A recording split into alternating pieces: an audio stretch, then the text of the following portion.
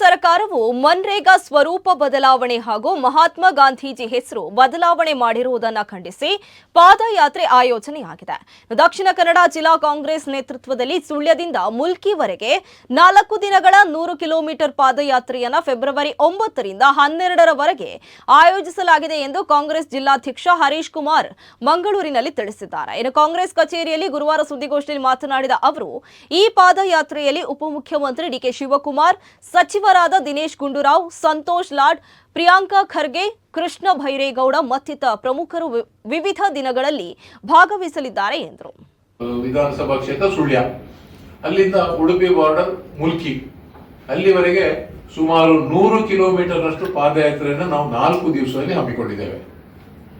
ಮೊದಲನೇ ದಿವಸ ಸುಳ್ಯದ ಗಾಂಧಿನಗರದಿಂದ ಪ್ರಾರಂಭ ಆಗ್ತದೆ.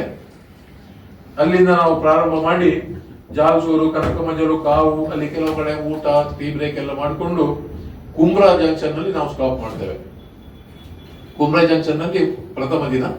ಮರು ದಿವಸ ಕುಮ್ರದಿಂದ ಪ್ರಾರಂಭ ಆಗಿ ಮಾಣಿವರೆಗೆ, ಎರಡನೇ ದಿವಸ ಮಾಣಿವರೆಗೆ ಪಾದಯಾತ್ರೆ ನಡೀತದೆ. ಮೂರನೇ ದಿವಸ ಕಲ್ಲಡ್ಕದಿಂದ ಪರಂಗಿಪೇಟೆವರೆಗೆ ಮತ್ತು ಕೊನೆಯ ದಿವಸ